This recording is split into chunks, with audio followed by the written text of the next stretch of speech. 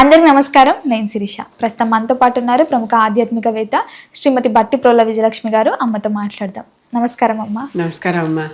అమ్మ, కొంతమంది తక్కువ టైంలో చాలా సక్సెస్ఫుల్ చూస్తారు. అసలు వాళ్ళు కష్టపడినట్టు కూడా అనిపించదు, వాళ్ళు రీచ్కి వెళ్ళిపోతారు. కొంతమంది ఎంత కష్టపడినా మార్నింగ్ నుంచి ఈవినింగ్ చేసి, ఈవినింగ్ నుంచి మార్నింగ్ చేసి, అది ఇంకా వాళ్ళ లైఫ్ మొత్తం ఇంకా జాబే, ఇంకా కష్టమే అన్నట్టున్నా వాళ్ళకి అసలు దగ్గర డబ్బులు ఉండవు. ఎవరైతే కొంచెం ఇట్లా షార్ట్లో అయిపోతారో వాళ్ళ నాలెడ్జ్ మళ్ళీ ఏంటో తెలియదు, కానీ వాళ్ళు ఒక చూడండి సేపు చాలా హైలు ఉంటారు. కొంతమంది మేము కూడా ఎంత కష్టపడినా ఎప్పుడు చూసినా డబ్బు నించోదు, మా దగ్గర డబ్బు ఉండదు, ఇలా వస్తుంటే ఇలా వెళ్ళిపోతుంటుంది. మెయిన్గా అసలు డబ్బు ఈ నిలబడకపోవడం వల్ల ఏంటి, అసలు దీనికి కారణం ఏంటి? ఒక్క మాట చెప్తా. డబ్బు ఇలా వస్తుంది ఇలా పోతుంది అన్నావు కదా, కావలసినప్పుడల్లా వస్తే డబ్బు ఉన్నట్టే లెక్క. అర్థమైందా?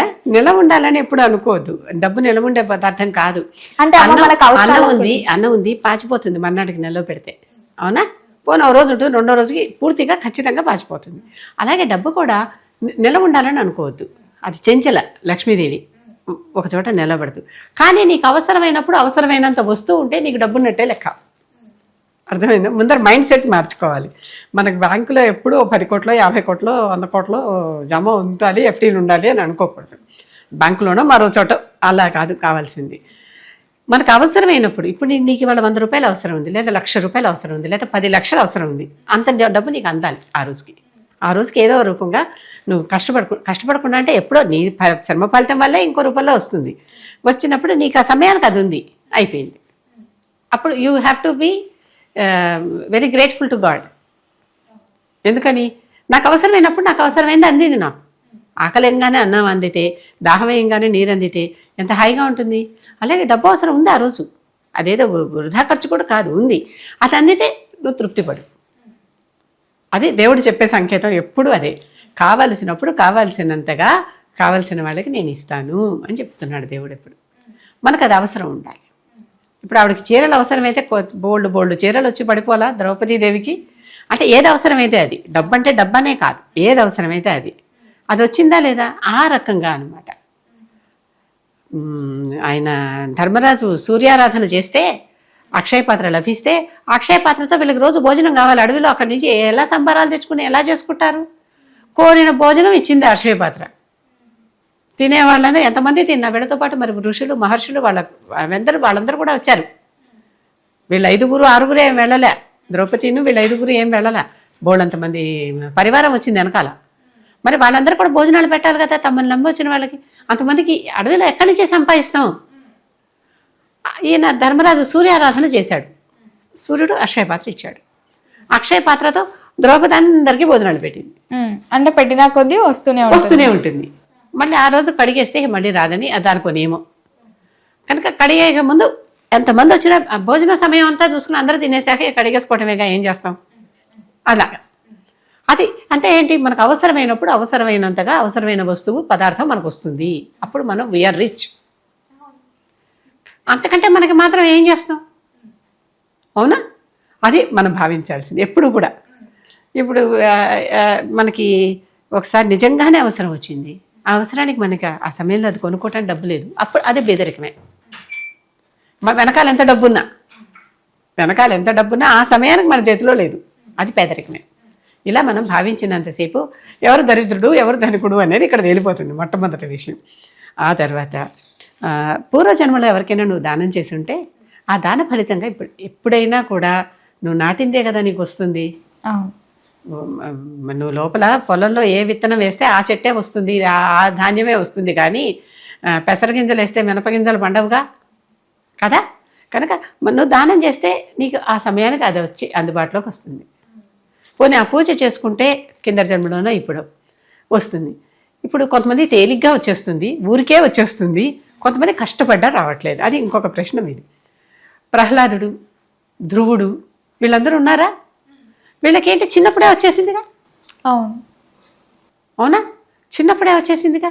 అంటే ఏంటి, వాళ్ళకి నారదుడు కనిపించంగానే, నారదుడు ప్రహ్లాదుడు కడుపులో ఉండగానే బోధ చేశాడు. ధ్రువుడికి కూడా ఈయన ఉత్తానపాదుడు కొడుకు దుఃఖంగా తండ్రి తనని ముద్దుగా తమ్ముడితో సమానంగా చూడలేదని ఏడ్చుకుంటూ అరణ్యాల్లోకి పోతే అక్కడ నారదుడు కనిపించి నారాయణ మంత్రం ఉపదేశం చేస్తే ఈయన తపస్సు చేసుకుంటే ధ్రువుడికి వెంటనే అంటే చిన్నపిల్లలకి ఎలా తీరిపోతుంది? ముసలి గడ్డాలు వచ్చేసి ఇంతగా అయిపోయి చేసుకుంటున్న ఋషులు కూడా ఇంకా ఉన్నారుగా, కంపారిజన్ వాళ్ళు ఉన్నారుగా, వీళ్ళు ఉన్నారుగా. అంటే ఏంటి, ఎప్పటి నుంచో చేసుకుంటున్నటువంటి పూజ, దానం, ఆ ప్రభావం అంతా ఇప్పుడు పనిచేస్తుంది. ఆ పూజ, దానం, ప్రభావం, కర్మ ఉంది కదా, పూర్వజన్మ కర్మ, అప్పుడు చేసుకున్న పుణ్యాన్ని బట్టి ఇప్పుడు ఫలితం వస్తుంది. తల్లిపోయింది, తల్లి ఈయన కడుపుతో ఉన్నంతసేపు ఆవిడ సంగీతం పాడుకుంటూ వీణ వాయించుకుంటూ ఉండేదిట. పుడుతూనే పాపం ఆవిడకి ఏదో ఆరోగ్యం చెడిపోయింది. పిల్లవాడిని కన్నాక ఆవిడ తల్లి చనిపోయింది. వీళ్ళ పెద్దమ్మ పెంచింది ఇతన్ని. ఇంట్లో అంతా సంగీత వాతావరణం. ఆయన తీసుకొచ్చి కొద్దిగా పిల్లాడికి కాస్త సంగీత లక్షణాలు వచ్చినాయి, అంటే సంగీతకారుడి లక్షణాలు ఉన్నాయనగానే తండ్రి పారుపల్లి రామకృష్ణయ్య పంతులు గారని ఆ రోజుల్లో గొప్ప గురువు, సంగీత గురువు. త్యాగరాజ నుంచి 3వ పరంపర అనుకుంటా, 3వ ఆయనో 4వ ఆయనో ఆయన, త్యాగరాజ శిష్యుల పరంపర. ఆ పరంపర ఆయన దగ్గరికి తీసుకొచ్చి పిల్లాడిని వదిలిపెట్టాడు. ఆయన ఆ రోజుల్లో గురుకులాలు ఎలా ఉండేవి, గురువులే ఇంట్లో పిల్లల్ని, ఆ శిష్యుల్ని పిల్లల్లాగా, కన్న పిల్లల్లాగా చూసుకునేవాడు. చేస్తూ ఉంటే ఆయన తన వంతు వచ్చినప్పుడు కచేరీ ఇవ్వటానికి ఈ పిల్లాడు చాలా బాగా పాడతాడని అందరికి ఎలా తెలియాలి? ఈ పిల్లవాడిని ఒళ్ళో కూర్చోబెట్టుకుని తను పాడాల్సిన సందర్భంలో ఈ పిల్లాడి చేత పాడించాడు. అంటే మరి అంత చిన్న, ఇప్పుడు ఎంత నీలాంటి వాళ్ళు నాలాంటి వాళ్ళు ఇప్పుడు కూర్చున్న సంగీత కచేరీ ఎంత నేర్చుకున్నా ఇవ్వలేని వాళ్ళు ఉన్నారు కదా. మరి ఆ పిల్లవాడు అంత చిన్నప్పుడే ఎలా పాడగలిగాడు? ఇదంతా పూర్వజన్మలో వాళ్ళు చేసుకున్న పుణ్యం, వాళ్ళు చేసుకున్న సాధన. కింద జన్మలో మనం డిగ్రీ దాకా చదువుకున్నాం, ఈ సంవత్సరం పీజీ లెవెల్కి వచ్చేసేట మనం చేసుకున్న జపం, ధ్యానం, ఇవన్నీ ఈ సర్టిఫికెట్లు, ఇప్పుడు నేను చెప్పినటువంటి ఈ సర్టిఫికెట్లు కింద జన్మకి ఈ జన్మకి ఏం ట్రాన్స్ఫర్ కావు, కానీ మనం చేసుకున్న జపం, కర్మ, పుణ్యం, పాపం ఇవన్నీ పూర్వజన్మ నుంచి ఈ జన్మకి ట్రాన్స్ఫర్ అవుతాయమ్మా. అమ్మ చాలామంది అంటుంటారు కదా, నార్మల్గా ఇంట్లో ఎంత డబ్బు పెట్టినా ఉండట్లేదు కదా, మరి వాస్తే ఏదైనా ప్రాబ్లం ఉందా అంటే ఇంట్లో ఏం చూసుకోవచ్చు అంటారు మెయిన్గా? నేను వాస్తు గురించి అంత చెప్పలేను, కానీ వాళ్ళ అలవాట్ల గురించే వాళ్ళు ఆలోచించుకోవాలి. ఎంత డబ్బు పెట్టినా నిలవట్లేదంటే వాళ్ళే దుబారాలు ఏమన్నా చేస్తున్నారా, అవసరానికి మించి చేస్తున్నారా? ఎప్పుడు కూడా ఈ రోజుల్లో ఒక సన్నటి తిన్న లేయర్ ఉంటుంది నెసెసిటీకి లగ్జరీకి మధ్యలో. నెసెసిటీకి లగ్జరీకి మధ్యలో ఒక సన్నని లేయర్. కొంతమంది దాన్ని ఇదనుకుంటారు, దీన్ని అదనుకుంటారు. అవునా? ఒకప్పుడు ఫ్రిడ్జ్ ఇంట్లో ఉండటం ఎంతో లగ్జరీ, ఫోన్ ఇంట్లో ఉండటం ఎంతో లగ్జరీ. ఇప్పుడు అందరికీ, ప్రతి వాళ్ళ చేతికి, చివరికి రోడ్లు ఊడిచే వాళ్ళు కూడా సెల్ ఫోన్ మాట్లాడుకుంటూ వెళ్తున్నారా? వాళ్ళకి డ్యూటీలు కూడా ఉద్యోగపరంగా కూడా సెల్ ఫోన్లో వాళ్ళకి డ్యూటీలు వస్తున్నాయా? అంటే ఏంటి, అది ఎంత నెసెసిటీ అయిపోయింది ఇప్పుడు. ఒకప్పుడు అది లగ్జరీ. ఎవరితోనో మేము ఫోన్లో మాట్లాడామని గొప్పగా చెప్పుకున్న రోజులు నాకు బాగా తెలుసు. అలాంటిది ఇప్పుడు ఈ రకంగా అయిపోయింది. తర్వాత అంటే అవసరాలు మారుతున్న కొద్దీ నెసెసిటీస్, లగ్జరీస్ నెసెసిటీస్ అయిపోతాయి. నెసెసిటీస్ కూడా కొంతమందికి ఒక్కోసారి లగ్జరీస్ కావచ్చు. ఎంత అవసరమైనా కూడా అవ్వదు, లేకపోతే ఏం చేస్తాం, మా వంతు మా శక్తికి చాలదు అది వెళ్ళి చేసుకోవటానికి దానికి అనేవాళ్ళు ఉంటారు కదా. అలాంటివి కనుక మనం అది మనం గమనించుకోవాలి కాస్త. అందుకనే దుప్పటి ఎంత ఉంటే అంతే కాళ్ళు చాపుకోమని సామెత, అవునా? కనుక చూసుకుని మన ఆదాయం ఎంత, దానిని బట్టి మన ఖర్చు ఉండాలి. కానీ వస్తోంది కదా అని విచ్చలవిడిగా ఖర్చు పెట్టుకుంటూ పోతే ఏదో ఒక రోజు ఆ బావి ఎండిపోతుంది. ఒక బావి నీరు మీ ఇంట్లోనే ఉంది, జలం ఉంది, వాడుకుంటూ పారేసి పోలే ఉన్నంత అని పారేస్తూ ఉన్నారు. పారేస్తుంటే ఏమవుతుంది, తర్వాత ఆ జలం ఎండిపోతుంది. జలం ఎండిపోయి అసలు ఆ వస్తువు మీకు తర్వాత లేకపోవచ్చు. కనుక దేనినైనా అమర్యాద చెయ్యొద్దు. డబ్బును కూడా, డబ్బు కానీ నీరు కానీ ఇవన్నీ కూడా అమర్యాద చేయొద్దు. అమర్యాద అంటే ఏంటి? అనవసరంగా ఖర్చు పెట్టడం, మిస్యూజ్ చేయటం, దానిని అబ్యూస్ చేయటం. అబ్యూజ్ ఎక్కడ జరిగిందో, ఏ వస్తువుకైనా సరే, అన్నం తిన్నంత తిని పారేసే వాళ్ళకి మరు జన్మలో అన్నం పుట్టదమ్మా. ఇప్పటికి కూడా కొంతమంది ఎంగిలి ఇస్తరాకుల దగ్గర కొట్లాడుకునేటటువంటి కుక్కలు లాంటివి ఉంటాయి. అంటే మనుషులు కూడా ఉంటారు ఒక్కొక్క చోట. వాళ్ళందరూ కిందటి జన్మలో ఆహారాన్ని వృధా చేసిన వారు. అమ్మ అలాగే చాలామంది ఈ రోజులలో మనం కొంచెం వెతుకుతున్నామంటే చాలు అసూయ వచ్చేస్తుంది ఆటోమేటిక్గా. వాళ్ళు ఎంత కష్టపడి సంపాదించింది అన్నది అనవసరం, వాళ్ళకి ఎక్కడి నుంచి వచ్చింది అనే ఆలోచన ఎక్కువ ఉంటుంది వాళ్ళకి. సో ఎంత ఉంది ఏంటి అని ఒక అసూయ అని ఉంటుంది. మన ఇంటికి సంబంధించిన ఏదన్నా ఒక రెమెడీ, అట్లాంటి నరదృష్టి అంటే అంటుంటారు కదా, ఒక మనిషి కంటికి నల్ల రాయి కూడా పగిలిపోతుంది అని. సో మరి ఇంటికి ఒక రెమెడీ చెప్పండి, ఇంట్లో మంచిగా. అసలు ఇంట్లో వీళ్ళు బాగున్నారంటే, కుటుంబంలో నలుగురు హాయిగా కలిసిమెలిసి ఉన్నారంటే ఏడిచేవాళ్ళు ఉన్నారు. వాళ్ళకి కాస్త ఏమన్నా ఆస్తిపాస్తులు చేరితే ఏడిచేవాళ్ళు ఉన్నారు. వాళ్ళకి ఆరోగ్యాదులు బాగా ఉంటే ఏడిచేవారు ఉన్నారు. అవునా? వాళ్ళకి ఉద్యోగాలు అవి వెంటనే వచ్చేసి బాగుంటే, అయ్యో మీ ఆయన నీ మాట వింటాడా, మీ ఆవిడ నీ మాట వింటుందా అని ఏడిచేవాళ్ళు కూడా నాకు తెలుసు. అలా కూడా ఉన్నారు. ఎందుకంటే ఇలాంటి వాళ్ళందరి నుంచి మనం దూరంగా, అయితే ఇందాక అయిన వాళ్ళు మోసం చేస్తే ఎట్లాగో అని బాధపడిపోయాం కదా, అయిన వాళ్ళే మనల్ని చూసి మనకి దృష్టి పెడుతున్నప్పుడు వాళ్ళ నుంచి ఎంతసేపటికి దృష్టి నివారణకి వాళ్ళకి వీలైనంతగా మనం మొట్టమొదట ఇలాంటి వాళ్ళు ఎవరైనా మనల్ని చూసి ఏడుస్తున్నారంటే తీసుకోవాల్సిన జాగ్రత్త, మొట్టమొదటి జాగ్రత్త అమ్మ, ఇది అందరికీ కాషన్ లాగా చెప్తున్నా, ఎగ్జిబిషనిజం వద్దు. నీ దగ్గర ఉన్నదని ప్రదర్శన వద్దు. అవసరానికి చూపించు, అవసరం లేనప్పుడు చూపించద్దు. నా దగ్గర ఇంత ఉంది అని కొంతమంది నోట్లు ఇలా పర్సులోంచి తీసి ఖర్చు పెడుతూ ఉంటారు. ఎప్పుడైనా చూసారా? ఎందుకు? అప్పుడు కావాల్సినంత 10, 100, 1000 ఇస్తే చాలు కదా. 1000, 10,000 పోని ఎంతైనా సరే తీస్తే చాలు కదా.